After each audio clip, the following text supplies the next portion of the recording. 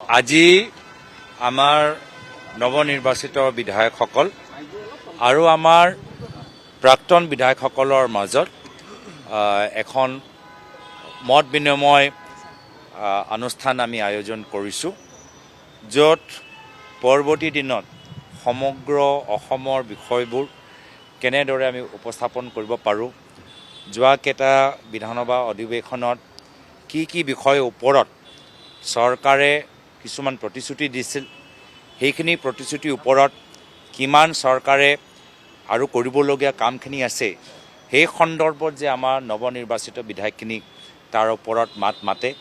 লগতে আমাৰ যোৱা কেইবাটা অধিৱেশনত বহুতখিনি সমস্যা আমাৰ প্ৰাক্তন বিধায়কসকলে অসমৰ বিভিন্ন ক্ষেত্ৰত দাঙি ধৰিছিল, সেই সম্পৰ্কত যে সেই ধৰণৰ তৎপৰতা, সেই ধৰণৰ আমি বিৰোধী দলৰ কৰ্তব্য আমি যে আগন্তুক অধিৱেশনত আমি পালন কৰিব পাৰোঁ, তাৰ বাবে এটা মত বিনিময় অনুষ্ঠান আমি আয়োজন কৰিছোঁ।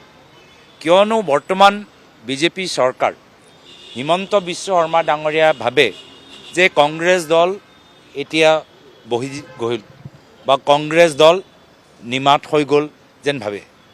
যি ধৰণৰ কথাবোৰ আজি চৰকাৰৰ ফালৰ পৰা, হিমন্ত বিশ্ব শৰ্মা ডাঙৰীয়াৰ ফালৰ পৰা, বিজেপিৰ ফালৰ পৰা আমি যিকেইটা কথা আমি শুনি আছোঁ, তাৰ মানে এটা কথা স্পষ্ট যে নিজৰ তৃতীয় কাৰ্যকালত এইখন চৰকাৰৰ ওচৰত উন্নয়নৰ কোনো এজেণ্ডা নাই।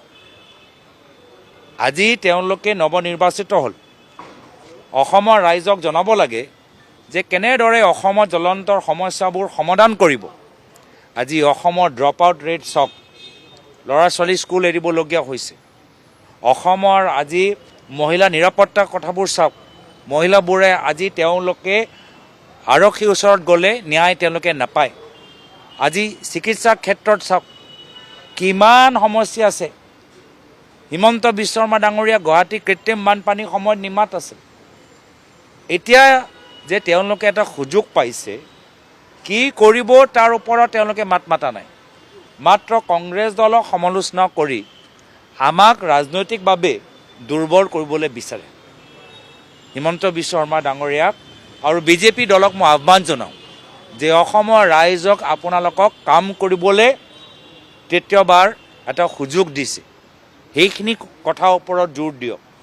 কৃত্ৰিম বানপানী, মহিলা নিৰাপত্তা, শিশু শিক্ষা, শিশু স্বাস্থ্যৰ ওপৰত, তাৰ ওপৰত কাম কৰাটো বিচাৰোঁ। আজি আমি প্ৰতিটো সমষ্টিত, প্ৰতিখন গাঁৱৰ ভিতৰত আমি ভোট পোৱা নাই নেকি?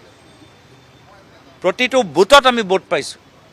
তাৰমানে প্ৰতিটো বুথত, প্ৰতিখন গাঁৱত কংগ্ৰেছ দল আছে, কংগ্ৰেছৰ কৰ্মীখিনি আছে, কংগ্ৰেছৰ সমৰ্থকখিনি আছে। তো বিধানসভাত আমাৰ সংখ্যা চাই আমাৰ শক্তি মূল্যাংকন কৰা ভুলটো নকৰিব। বুথটো যদি আপোনালোকে চাই প্ৰতিখন অঞ্চলত যোৱা বিধানসভাতকৈও আমি নিজৰ বুথৰ অংকটো মাত্ৰ কিছু পইণ্ট আমি বঢ়াবলৈ সক্ষম হৈছোঁ। তো কংগ্ৰেছ দল প্ৰতিখন গাঁৱৰ ভিতৰত আছে আৰু মাত মাতি যাব।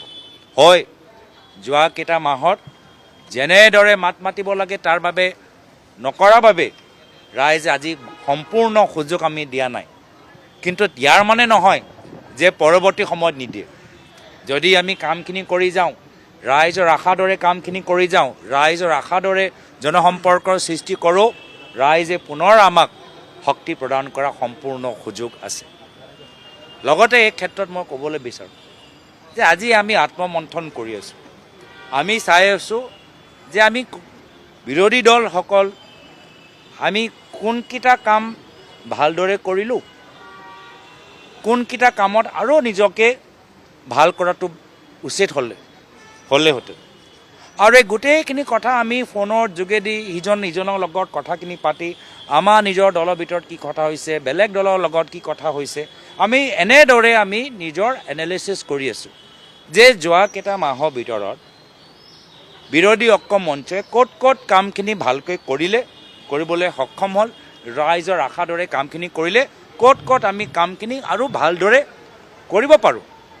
কিন্তু অখিল গগৈ ডাঙৰীয়া আজিৰ তাৰিখত যিদৰে মিডিয়াৰ সন্মুখত কথাবোৰ কৈ আছে, আজি তেওঁলোকে নিজৰ কথা নিজৰ কামৰ যোগেদি নিজকে আৰু নিজৰ দলটোক মানুহৰ দৃষ্টিত এটা সন্দেহজনক স্থিতিলৈ পঠাই আছে।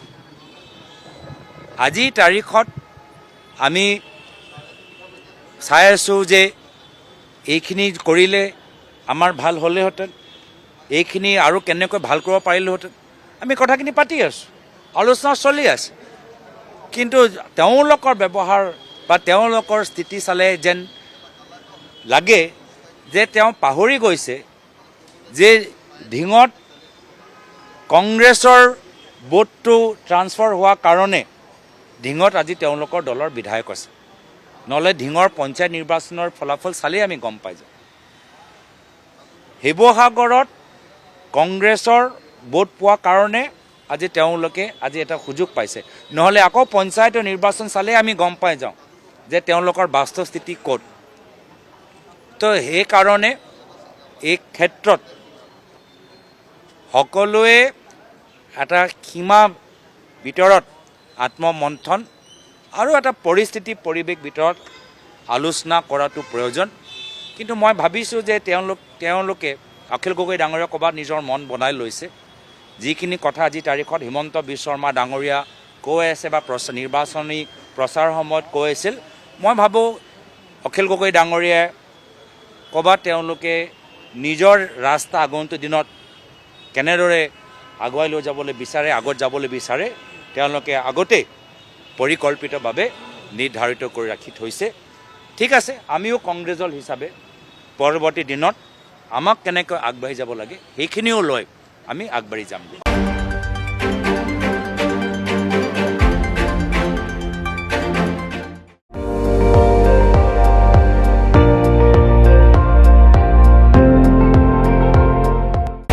আপুনি চাই আছে ND24, সৰ্বশ্ৰেষ্ঠ নহয় সৰ্বোত্তমৰ দৌৰ।